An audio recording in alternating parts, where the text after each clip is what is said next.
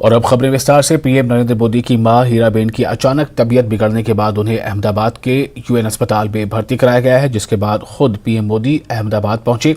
PM Modi ने अस्पताल पहुंचकर मां से मुलाकात की। कड़ी सुरक्षा के बीच पीएम मोदी ने मां का हालचाल जाना। हालांकि इससे पहले डॉक्टरों की टीम ने बताया है कि पीएम की मां हीराबेन की हालत स्थिर है। फिलहाल डॉक्टरों की निगरानी में उनका इलाज चल रहा है। बताया जा रहा है कि पीएम मोदी की मां हीराबा की तबीयत मंगलवार को बिगड़ गई थी। उन्हें सांस लेने में शिकायत के बाद अहमदाबाद के यूएन मेहता अस्पताल में भर्ती कराया गया था। इसके बाद से उनके परिवार के सभी लोग अस्पताल में मौजूद हैं।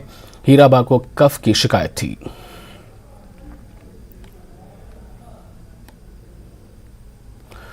जम्मू कश्मीर के सुरक्षा व्यवस्था को लेकर गृह मंत्रालय में हाई लेवल मीटिंग चल रही है। बैठक की अध्यक्षता गृह मंत्री अमित शाह कर रहे हैं। इस बैठक में एलजी मनोज सिन्हा के साथ जम्मू कश्मीर पुलिस के अधिकारी, आईबी प्रमुख और गृह मंत्रालय के अधिकारी भी मौजूद हैं। उनके अलावा सीआरपीएफ डीजी सुजॉय थाउसेन, जेके के मुख्य सचिव और रॉ चीफ भी बैठक का हिस्सा हैं। मीटिंग में आतंकवाद, ड्रोन गतिविधियां, जम्मू कश्मीर में टारगेट किलिंग और कश्मीरी पंडितों पर हमले समेत सिधरा में मुठभेड़ के मुद्दे पर चर्चा हो रही है।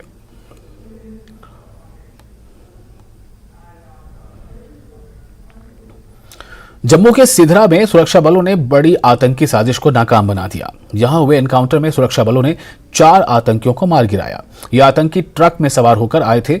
एडीजीपी मुकेश सिंह ने जानकारी देते हुए कहा है कि आतंकियों के पास से 7 AK-47, 1 mm की राइफल और 3 पिस्तौल सहित आपत्तिजनक चीजें मिली हैं। एडीजीपी ने कहा कि गणतंत्र दिवस को नजर में रखकर आतंकी साजिश रची गई थी, जिसे नाकाम बना दिया गया है।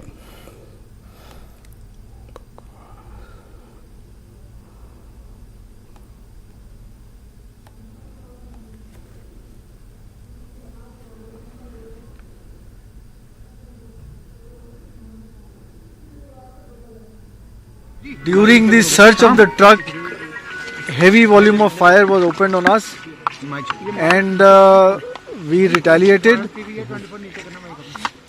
The driver in the meanwhile ran away. Search of the driver is going on.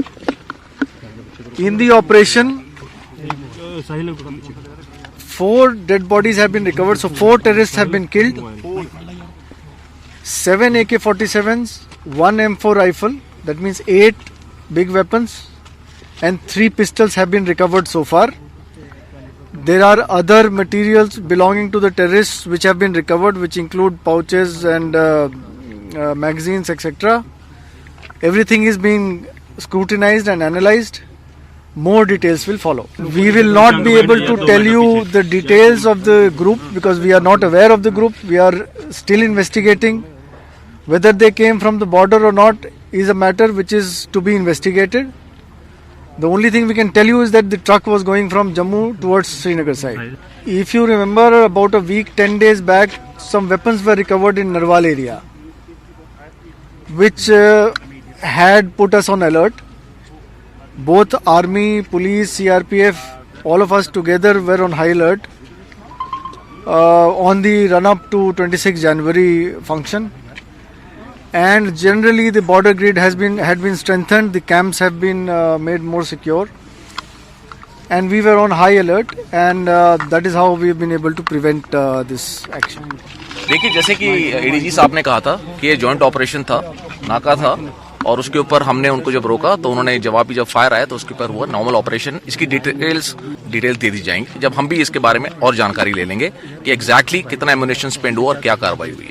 आतंकियों के बारे में कुछ भी नहीं कहा जा सकता, लेकिन हाँ बिल्कुल ऐसा हो सकता है और इसके लिए हमें सतर्क रहना पड़ेगा। ये बहुत ही कड़ा मैसेज होगा जॉइंट ऑपरेशन पुलिस और आर्मी की तरफ से, सिर्फ सेना की तरफ से ही नहीं। जम्मू के सिधरा इलाके में आज सुबह हुआ एनकाउंटर जो शुरू हुआ था वो खत्म हो गया। 4 के 4 आतंकवादी मारे गए हैं और आप देख सकते हैं ये जो ट्रक है, इसी ट्रक में ये आतंकवादी यहाँ पे आए थे। कश्मीर जाने का उनका मंसूबा हो सकता है कि वो, हालांकि पुलिस इस पर अभी खुल के नहीं बोली है, लेकिन ये कहा जा रहा है कि ये कश्मीर जा रही थी। कहाँ जा रही थी इस पे अभी पूरा पता नहीं, लेकिन जो ट्रक है ये कहा जा रहा है कि ये कुलगाम से ताल्लुक रखती है। इसका नंबर जो है वो कुलगाम का नंबर है और आप देख सकते हैं इस ट्रक में जो गेहूं का भूसा है वो भरा हुआ था। ये गेहूं का भूसा है, इसकी बोरियां थी और ये इस भूसे की आड़ में ही मिलिटेंट्स जो हैं वो एमिनेशन और एक्सप्लोसिव जो है वो ले जा रहे थे। सुबह जब तकरीबन 6:45 पर ट्रक ड्राइवर को रोकने के लिए कहा गया और उससे ये कहा गया कि वो रुके, तो ड्राइवर जो है वो बहाना बना के यहाँ से फरार होने में कामयाब हो गया। लेकिन जब पुलिस ने तलाशी ली ट्रक की तो 4 आतंकवादी हैं, उन्होंने फायरिंग शुरू कर दी, जिसके जवाब में फायरिंग शुरू हुई और एक 4 इनकाउंटर में 4 के 4 आतंकवादी मारे गए। 7 AK-47 राइफल्स, 3 मैगजीन और भारी मैदार में हथियार और गोला बारूद भी यहाँ से बरामद हुआ है। आप अगर देखें क्लोजली, अगर आप देखें तो ये जो बोरी है इसमें जंडियाल फ्लोर मिल्स लिखा हुआ है, जो कि कठुआ से आया है। आप देख सकते हैं विजुअल्स में। तो जाहिर तौर पर ये कठुआ से हो सकता है, जिसमें लग रहा है कि ये कठुआ से भूसा इसमें भरा गया था ट्रक में, वहां से परचेज करके यहाँ पे इसमें भरा गया था। लेकिन कुल मिला के जो 4 के 4 आतंकवादी हैं उनको मार गिराया, ये बड़ी कामयाबी है। हालांकि नेशनल हाईवे की अगर हम बात करें, वो उसमें ट्रैफिक को तकरीबन 5 से 6 घंटे तक बंद कर दिया गया था, लेकिन अब उसको रेस्टोर किया गया। आतंकवादी किस गुट से थे इसका अभी पता नहीं चला, लेकिन जिस तरह पहले भी यहाँ इनकाउंटर हुए, 2020 में इनकाउंटर हुए हैं, तो उसमें भी इसी तरह से ट्रक का ही सहारा लिया गया था आतंकवादियों की तरफ से। ट्रक में भी वो सवार थे, जिसके बाद इनकाउंटर्स में उनको मार गिराया गया था। तो उसमें ज्यादातर जैश मोहम्मद के आतंकवादी थे। तो हो सकता है कि ये आज जो इनकाउंटर हुआ है इसमें भी जैश के आतंकवादी ही शामिल थे, लेकिन अभी इस पर पूरा पुलिस की तरफ से नहीं कहा गया। लेकिन पुलिस का भी मानना है कि एक बड़ी कामयाबी उनके लिए है। और ADGP ने साथ में ये भी कहा कि उनको पहले भी शक था कि आतंकवादी यहाँ मूवमेंट हो सकती है, उनको इनपुट ऐसे आए थे, जिसके बाद उन्होंने अलर्ट बढ़ा दिया था। और जब सिद्रा में ये ट्रक पहुंची तो यहाँ पे उसको इंटरसेप्ट किया गया और इनकाउंटर में ये 4 के 4 आतंकवादी मारे गए। लेकिन आगे के चैलेंजेस उन्होंने माना कि बहुत ज्यादा हैं, तो उसको देखते हुए उनका ये दावा है कि सिक्योरिटी के जितने भी मेजर्स हैं हर जगह पे वो पूरे किए जा रहे हैं। कैमरामैन नारायण के साथ में समीर भट्ट, News 18 जम्मू। और जम्मू के सिद्रा में आतंकियों से मुठभेड़ के बाद पुंछ में भी सुरक्षा बलों ने चौकसी बढ़ाई है। पुंछ बस अड्डे पर SOG एवं CRPF ने खोजी कुत्तों के साथ तलाशी अभियान चलाया।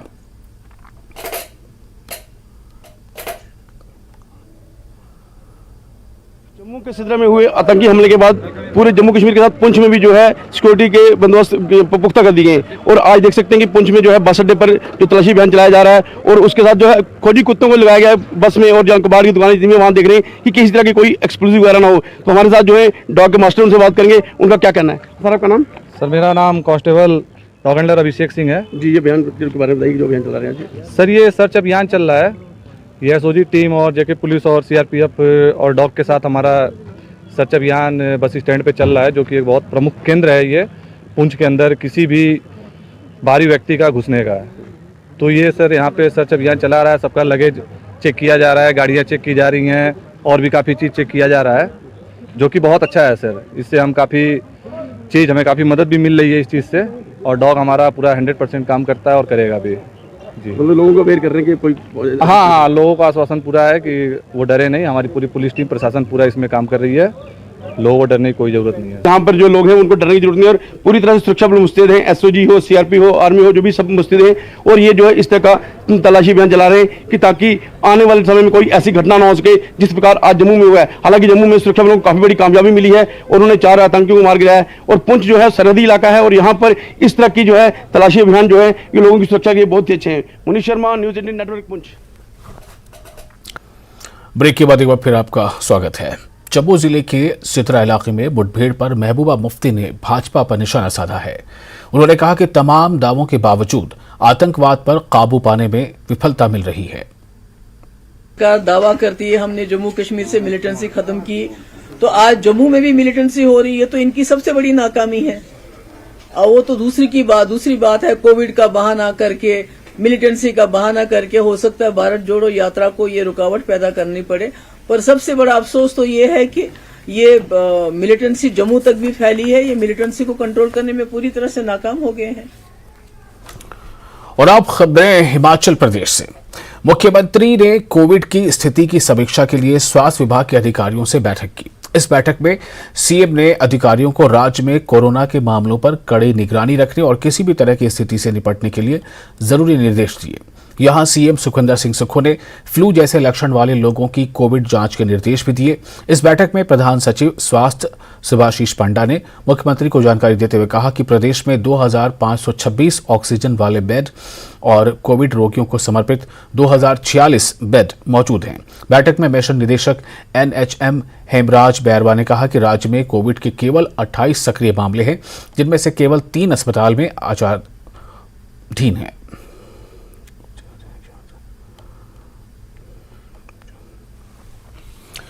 शिमला के प्रदेश कांग्रेस मुख्यालय राजीव भवन में पार्टी का स्थापना दिवस मनाया गया। यहां कांग्रेस सेवा दल की ओर से सीएम सुक्खू का शानदार स्वागत किया गया। इस मौके पर सीएम सुक्खू ने कहा कि वो स्थापना दिवस पर कांग्रेस के कार्यकर्ता के नाते आए हैं। एक साधारण कार्यकर्ता को कांग्रेस पार्टी ने मुख्यमंत्री बनाया है। मैं कार्यकर्ताओं की पीड़ा जानता हूं, थोड़ा समय दीजिए, पार्टी कार्यकर्ताओं को पूरा मान सम्मान दिया जाएगा। उन्होंने भाजपा पर हमला बोलते हुए कहा कि भर्ती घोटाले में भाजपा का राजनीतिक संरक्षण था। जयराम सरकार में गवर्नेंस नाम की चीज नहीं थी, लेकिन कांग्रेस सरकार गरीबों के लिए काम करेगी। साथ ही संगठन और प्रतिभा सिंह का जो आदेश होगा वो पूरा किया जाएगा। इस मौके पर सांसद और प्रदेश अध्यक्ष प्रतिभा सिंह ने ध्वजारोहण किया और सभी मौजूद लोगों को राष्ट्रीय एकता की शपथ दिलाई। इस कार्यक्रम में कई विधायक और प्रदेश कांग्रेस कमेटी के नेता मौजूद रहे।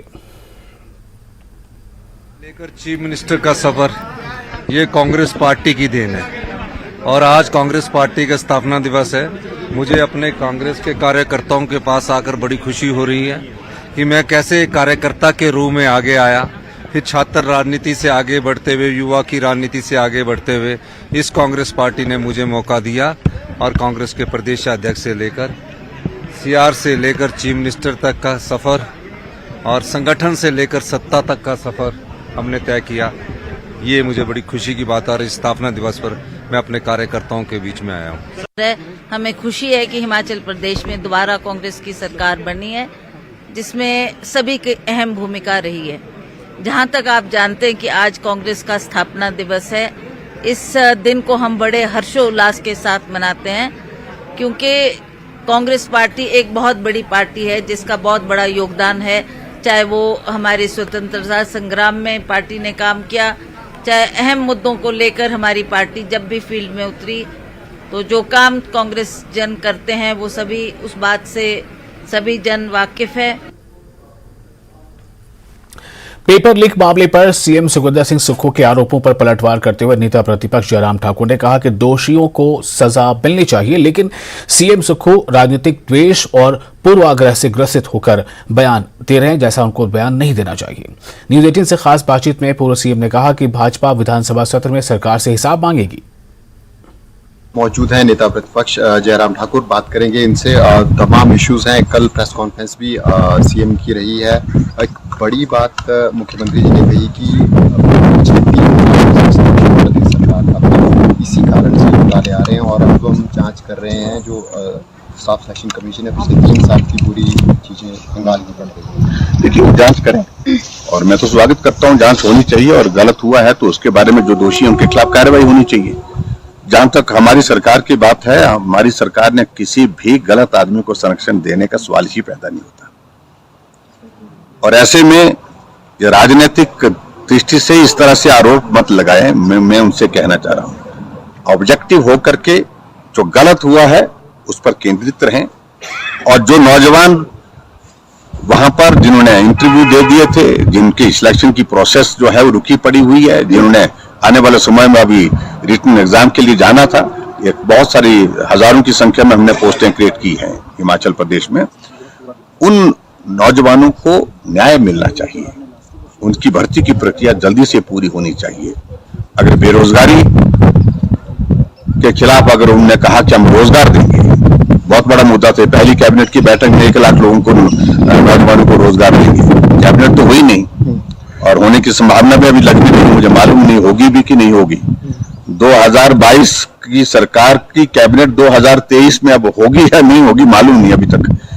तो ऐसी परिस्थिति में मैं यही कहना चाहूंगा कि वो जो भी करना चाहें, इन्वेस्टिगेशन की प्रोसेस वो करें, लेकिन मेहरबानी करके इसको राजनीतिक दृष्टि से ना देखें। जो दोषी हैं उनके खिलाफ कार्रवाई करो, सख्त कार्रवाई करो। पुलिस भर्ती में जब मामला हमारे ध्यान में आया, हमने सीबीआई की जांच के लिए भेजा है, सीबीआई उसकी जांच कर रही है।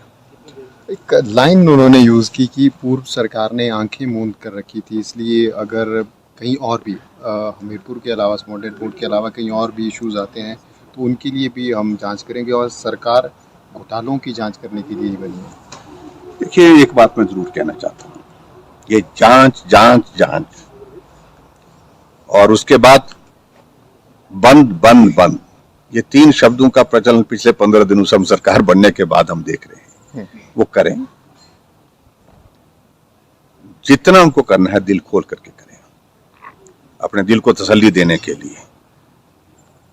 लेकिन हिमाचल प्रदेश में सत्ता का परिवर्तन हुआ है तो उनको आगे बढ़ करके काम करने की दिशा में भी बढ़ना होगा। ये प्रतिशोध की भावना से, बदले की भावना से बातें कहना और जांच की ये बातें कहना, ये अग्रेसिव में रहेंगे तो मैं समझता हूं कि पूरा वक्त भी और सारा जो है, बहुत सारी एनर्जी उसमें गवर्नमेंट की जो है उसमें उलझ करके रह जाती है, और अंततः उसमें परिणाम क्या निकलते हैं मैं उस पर कुछ ज्यादा कहने नहीं चाह रहा हूं। जो भी करना करें, लेकिन अब ये बंद बंद बंद से थोड़ा आगे बढ़े, ये जांच से थोड़ा आगे बढ़े, अच्छा लगेगा। अब विधानसभा सत्र भी उम्मीद लगाई जा रही है कि 4 तारीख से शुरू हो सकता है, तो विपक्ष का क्या रुख रहने वाला है? हमारा कड़ा रुख रहने वाला है और हम विचार करेंगे विधानसभा के सत्र में। हमारे सभी सदस्यों का, हमारी पार्टी का मत है कि जिस प्रकार से बदले की भावना के साथ हिमाचल प्रदेश में काम करने की शुरुआत की है, इसका हिसाब वहां पर मांगा जाएगा इस विधानसभा सत्र में। बिल्कुल। एक और बड़ी बात सामने आई है कि अब नेता प्रतिपक्ष का दर्जा देने में भी अब थोड़ी जल्दी सरकार ने दिखाई। होता नहीं है कि प्रो टर्म स्पीकर, अमूमन सेशन होता है, सेशन के बाद नेता प्रतिपक्ष का दर्जा दिया जा रहा है, तो नजदीकियों का परिणाम है या सरकार कुछ और जल्दी? नहीं, देखो, उस सारी चीज को लेकर नॉर्मल प्रोसेस होती है, उसमें प्रोटम स्पीकर को पूरी पावर होती है, स्पीकर की पावर्स होती है, और हमने तो जल्दी में बोला भी नहीं कि आप मुझे अभी बना दो, इसी वक्त बना दो। हमने अपना विधानसभा विधायक दल का नेतृत्व का चुनाव करना था, वो चुनाव की प्रक्रिया हुई, जानकारी हमने उनको भेजी, उसके बाद उन्होंने तय किया, और मुझे लगता है कि इसमें कोई किसी तरह की, और दूसरी बात है कि नियम के अनुरूप हुआ है। हमारी स्ट्रेंथ हिमाचल प्रदेश की विधानसभा के अंदर जो है वो नेता प्रतिपक्ष के लिए जो एक रिक्वायर्ड नंबर रहता है 23, उससे ज्यादा है। सीआईसी की बैठक भी आपकी कल हुई, क्या कुछ खास और मुद्दों पे भी चर्चा हुई? कुछ नहीं, हमें उस पर तो वही बात होती है, उस पर सरकार की ओर जो प्रस्ताव था उसको हमने सुना और उसमें कोई आपत्ति नहीं है। उसमें दोनों पक्ष हमेशा ही बैठ करके निर्णय करते हैं, निर्णय हुआ। जी, बहुत बहुत धन्यवाद। नेता प्रतिपक्ष जयराम ठाकुर इस वक्त हमारे साथ थे। न्यूज़ 18 के लिए शिमला से राजेंद्र शर्मा।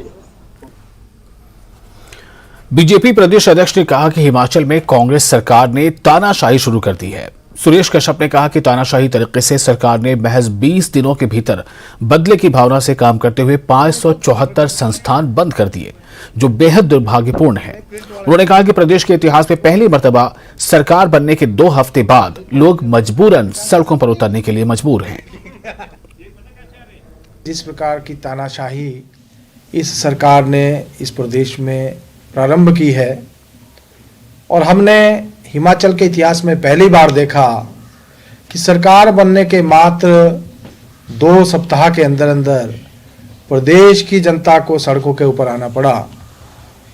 ये बहुत ही, मैं समझता हूँ, अच्छी परंपरा नहीं है, स्वच्छ परंपरा नहीं है। या फिर जिस प्रकार से कांग्रेस पार्टी ने एक जो बीड़ा उठा लिया कि 1 अप्रैल 2022 के बाद, जब भाजपा की सरकार को पूर्ण बहुमत था, सरकार के पास मैंडेट था, संस्थानों को बंद करने की झड़ी लगा दी, और प्रदेश में लगभग 600 के करीब 574 संस्थान, जो कि पिछले 9 महीने का लगभग कार्यकाल जो था उस दौरान कार्यरत थे, उनको बंद करना मैं समझता हूँ बहुत ही दुर्भाग्यपूर्ण है। सरकार बनने के तुरंत बाद जिस प्रकार से ये मामला हुआ, और बहुत सारे अभ्यर्थी जो कि इस परीक्षा में बैठने वाले थे, पेपर लीक हो गया। और दुर्भाग्य इस बात का है कि कांग्रेस की जो वर्तमान सरकार है उनको इस बात की जिम्मेदारी लेनी चाहिए, क्योंकि सत्ता में वो है, वो भारतीय जनता पार्टी के ऊपर सारा जो मामला और कीचड़ उछालने का प्रयास कर रहे हैं और प्रदेश के मुख्यमंत्री को स्पष्टीकरण देने के लिए आना पड़ा। कांग्रेस के स्थापना दिवस पर हमीरपुर में जिला अध्यक्ष कुलदीप पठानिया की अध्यक्षता में कार्यक्रम का आयोजन किया गया। इस मौके पर कुलदीप पठानिया ने कहा कि पूर्व की भाजपा सरकार ने बिना बजट जो फैसले किए हैं, केवल उन्हीं फैसलों को कांग्रेस सरकार रिव्यू कर रही है और जरूरत समझने पर ऐसे अपग्रेड संस्थानों को डिनोटिफाई कर रही है। भाजपा को प्रदेश की जनता ने नकारा है, इसलिए बौखलाहट में भाजपा प्रदेश में प्रदर्शन कर रही है। भाजपा जिस चीज के लिए इस हिंदुस्तान में मशहूर है, उसी पैटर्न पे वो काम कर रही है। जो आज जिन चीजों पे वो मुद्दा बना रही है, वो अगर अपने गिरेबान में झांकें तो शायद वो अपने आप ही पीछे हटना चाहिए था, क्योंकि उन्होंने अपने कार्यकाल में ऐसे फैसले लिए हैं और उनके ऊपर कार्य नहीं किया है। हमारे जो मुख्यमंत्री जी हैं, उन्होंने जो 6 महीने पहले मार्च अप्रैल महीने के बाद जो जितने भी फाउंडेशनें हुई हैं, उसके ऊपर उन्होंने ये अपना निर्णय लिया है कि उनकी समीक्षा की जाएगी। जिस सरकार के पास 17,000 करोड़ 67,000 करोड़ कर्जा था और 5,000 करोड़ कर्जा और लेके मार्च तक लेके चली गई है, प्रदेश की जनता ने उनको नकार दिया है। वो ये समझ नहीं आ रही थी कि वो एक दिन में 300 करोड़ की घोषणाएं कहाँ से कर रहे थे। JOAIT के पेपर लीक मामले में प्रशासन की ओर से SIT टीम की हर संभव मदद की जा रही है, जिससे जांच को जल्द पूरा किया जा सके। कर्मचारी आयोग के कार्यकारी OSD जितेंद्र सांचटा ने बताया कि हमीरपुर में SIT की ओर से कर्मचारी आयोग में गहनता से जांच की जा रही है। जल्द ही इस बारे में सरकार को रिपोर्ट भेज दी जाएगी। SIT टीम को जांच के लिए जो भी दस्तावेज चाहिए वो उन्हें समय समय पर उपलब्ध करवाया जा रहा है।